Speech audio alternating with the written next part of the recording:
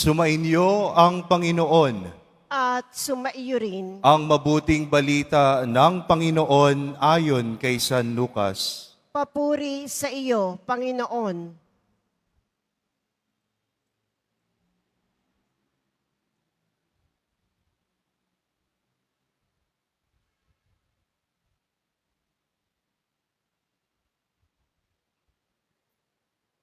Noong panahong iyon, napuspos ng Espiritu Santo si Zacarias na ama ni Juan at nagpahayag ng ganito, "Purihin ang Panginoong Diyos ng Israel sapagkat nilingap niya at pinalaya ang kanyang bayan at nagpadala siya sa atin ng isang makapangyarihang tagapagligtas mula sa lipi ni David na kanyang lingkod.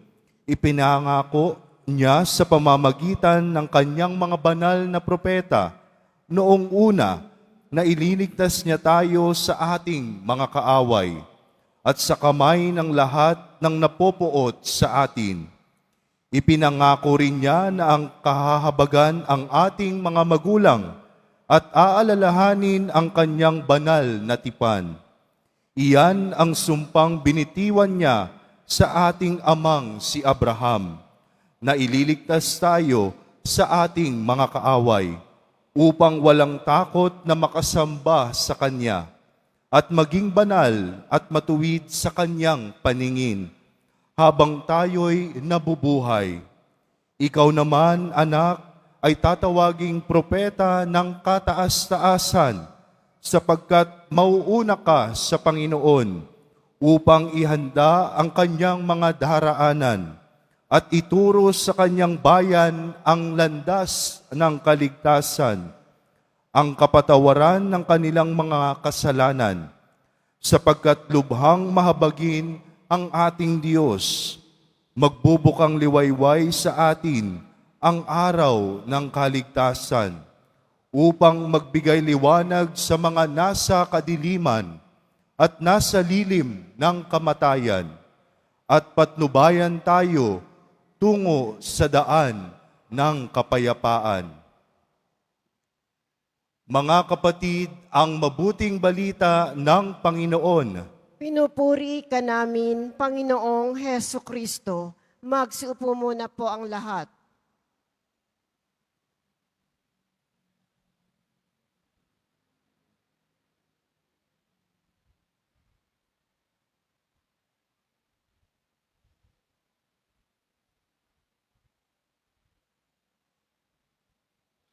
Magandang gabi po sa inyong lahat. Pwede bang ngitian mo yung iyong katabi ngayon? Pakingitian mo. Matamis ba ang ngiti?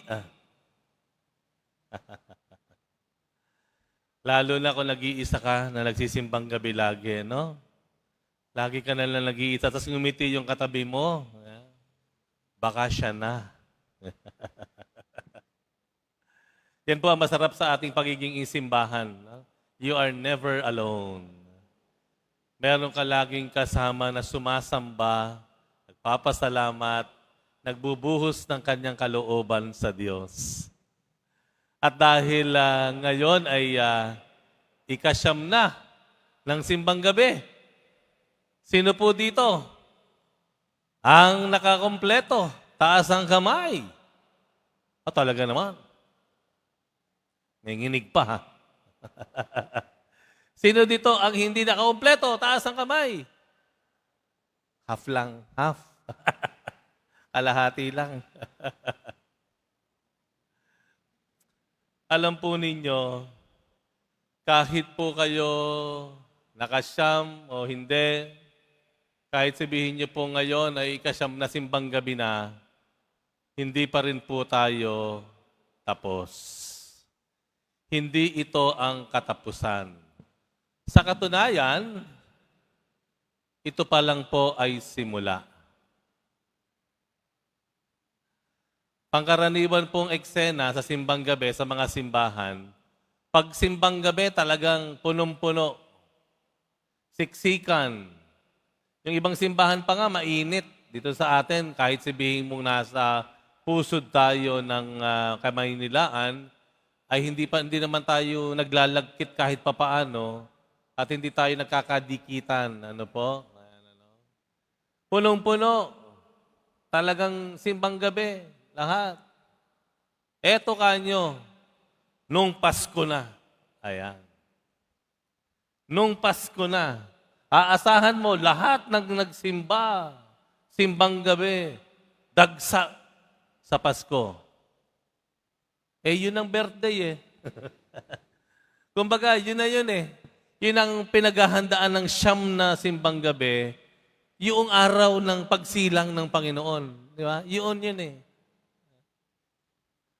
Kumbaga kung kay Manny Pacquiao ka, naghanda ka ng ilang buwan, tapos pagdating ng araw ng iyong match, boxing match, hindi ka pumunta. Parang gano'n. Pagdating doon sa mismong Pasko, maraming tao, pero parang kulang. Parang hindi mababa doon sa inaasahan mo pag-araw ng Pasko. Hindi na nagsisimba. Totoo ba yon? Meron ba kayong napansin na ganoon? Ha? Ako siguro dahil madali sa akin, dahil pari ako. Ako yung lagi nakakakita sa mga tao. Nasusubaybayan ko ang kwento ng inyong simbang gabi. Pagdating dun mismo sa pagsilang ng Panginoon, yung dakilang kapistahan ng pagdating ng Panginoon, pagsilang bilang tao, parang kakaunti. Parang kakaunti. Nasaan yung mga sabik na sabik? Di ba? Yun po siguro ang isa pong nais nating itama. No? Itama. Maybe this is happening unconsciously. We are unaware. Hindi natin alam. Hindi talaga natin alam. No? Talagang masyado tayong absorb, overwhelmed doon sa simbang gabi kasi ang daming na makikita, maraming na to the point na pagdating dun sa mismong Pasko, ala na. Ubus na yung lakas. Wala nang masyado nung kislap at sabik. Hindi na nakakapagsimba. At isa pang dahilan dito, ito kanyo. Ayan. Bato-bato sa langit, tamaan. Ayon, sana iligtas ka. Pag-araw na ng Pasko, busy na. Busy na saan? Pamamasko. Yung mga bata, iikot ko po ka sa mga ninong at ninang niya. Ang hirap po kasi, isang araw ako naghahanap ng mga ninong at ninang, nagtatago eh.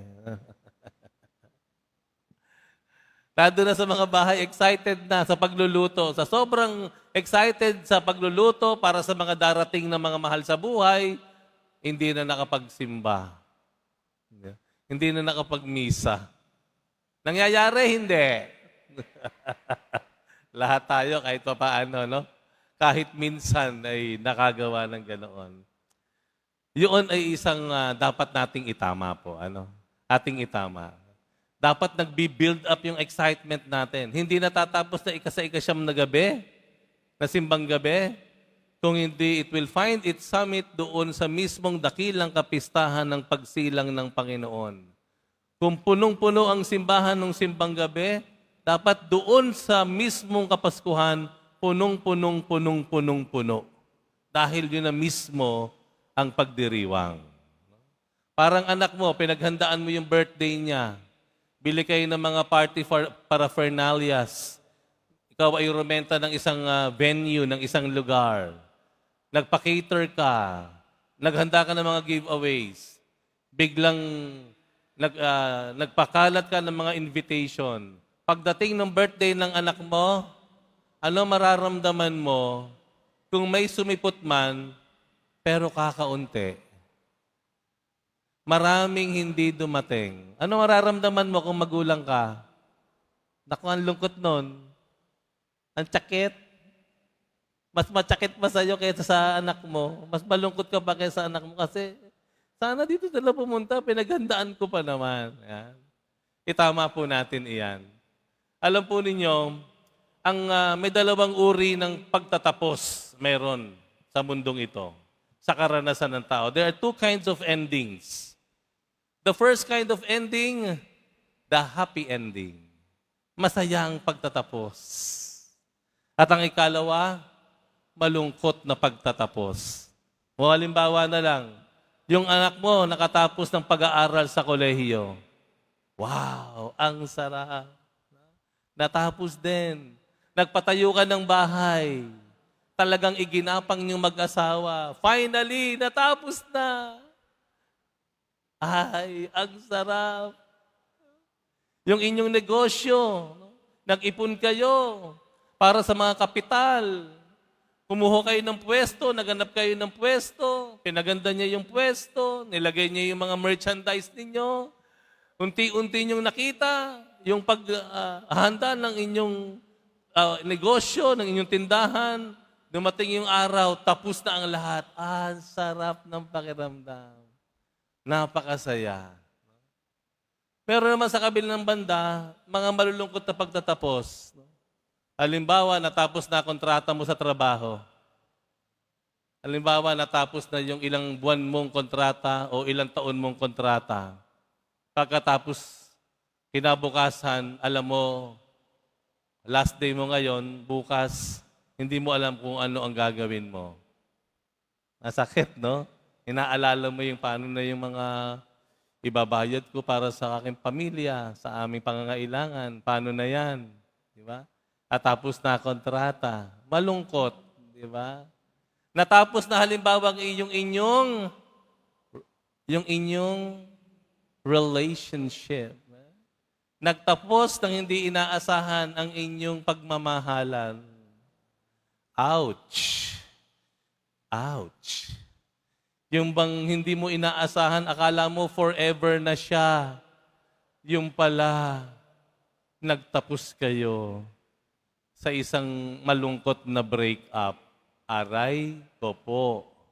Aray. Diba? Masaya, malungkot. Pero sabihin ko sa inyo ito, sa Panginoon, masaya at malungkot na pagtatapos, ito ay may magandang kahulugan. Ang tinatawag nating ending,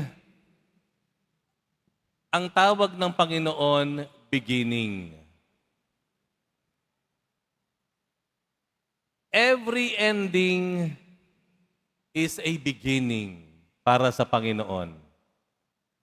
Para sa mga nananampalataya sa Diyos, all endings, masaya man o malungkot na pagtatapos, ay may magandang kahulugan.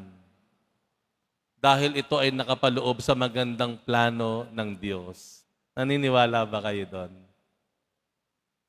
Natapos ang inyong relationship ng minamahal mong jowa. Matsakit. Pero kung ikaw ay nananalig sa Diyos, ang masakit na pagtatapos na iyon, alam mo, ito ay maghahatid sa iyo sa magandang katayuan dahil ikaw ay mas marunong, mas malakas, mas matatag para sa susunod mong karanasan ng pagmamahal. Di ba? You become more matured, stronger, wiser. Yung sa mga nagnegosyo, nagkautang-utang, biglang nalugi sa negosyo, huwag kang mag-alala. Yung tinatawag mong katapusan, ang Diyos ang tawag, simula pa lamang. Dahil alam mo at alam ng Diyos, yung pagkabigo mo sa trabaho mo o sa iyong negosyo ay magdadala sa iyo sa isang uri ng pananaw na ikaw ay magiging mas matatag, mas marunong, mas matalino. Ang tinatawag nating ending, tinatawag ng Diyos na beginning. Ganun ang galing ng Diyos. It is never an end. Di ba? Kaya kapag meron tayong nakakausap na kaibigan, yung parang akala niya, nakita mo parang katapusan ng mundo, yung halos magpakamatay na dahil sa karanasan niya, ayoko na, papakamatay na ako. Ano sinasabi natin madalas? Sandali lang, wag kang mag-alala, hindi pa katapusan ito. Di ba? Yan ang lagi natin payo. Tol, hindi pa katapusan ito. Mare, hindi pa ito ang katapusan. Maganda lagi ang ano natin. Why do we say that? Because we know with God, the ending that we call, God calls as a beginning. Isang simula. Yun ang maganda. The only ending na meron tayo is the ending of all endings. And that will happen in God's time. Walang nakakaalam noon. Meanwhile, sa panahon natin ngayon, pakatandaan natin, ang lahat ng pagtatapos ay simula pa lamang. Masaya man o malungkot na pagtatapos, ito ay may magandang kahulugan at plano ang Diyos. Balikan niyo po inyong karanasan. Balikan niyo po yung mga nauna niyong karanasan. Hindi ba ganon ang pinatunayan sa inyo ng Panginoon? Nasisiguro ko, bakit? Abay, nandiyan kayo eh.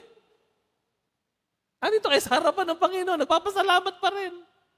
Ibig sabihin, nalampasan niyo na lahat yon. Ang sabi nga, ang pinaka matalino, matatag na tao ay yung mga taong nakaranas ng napakaraming endings. Napakaraming endings. Ito yung mga tao na talagang punong-puno ng karunungan, ng pananampalataya, ng lakas, ng tatag. Diyan natin tinatapos ang ating simbang gabi. At sabi nga, ang simbang gabi, siyam na simbang gabi, sinasariwa ang siyam na araw o siyam na buwan ng pagdadalang tao. Nasa po dito yung mga nanganak na, taas ang kamay. Oh, yan. Alam niyo yung sinasabi ko, siyam na buwan yung dala-dala yan. Kahit saan kayo magpunta, lagi niyong isinasaalang-alang yung nasa tiyan ninyo. Mabigat, lalo na mga huling buwan. Mabigat, malikot pa yung bata. Iba-iba pa yung timpla ng mood mo. Pero pag iniluwal mo na yan, pagkatapos ng lahat ng pagdadalang tao, ang saya-saya. Sasabihin mo sa sarili mo, it's all worth it. Worth all the 9 months of carrying, of cravings. Worth all the 9 months of mood swings. Di ba?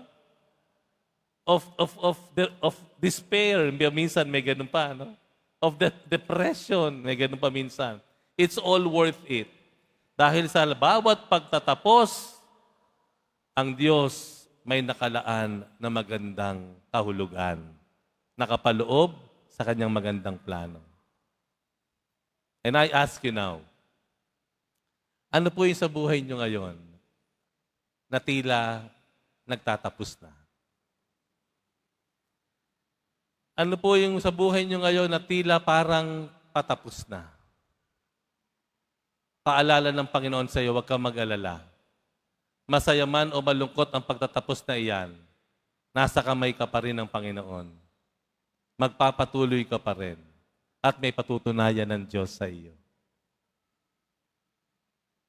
Tatanungin uli kita, may mga nangyari ba sa nakaraan na natapos, pero parang hindi natin matanggap at nakabitin.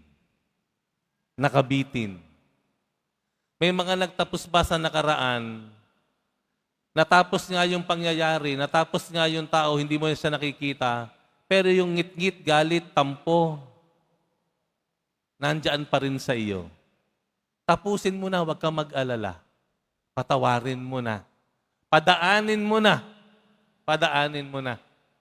Dahil ang Diyos, inip nang ibigay sa iyo ang bagong simula. Ang magandang pangyayari sa iyo, kapaloob sa magandang plano niya sa buhay. Tandaan natin, walang katapusan, walang ending sa Panginoon. At yung tinatawag nating ending, masaya man o malungkot, para sa Panginoon, ay isang maganda at masayang beginning.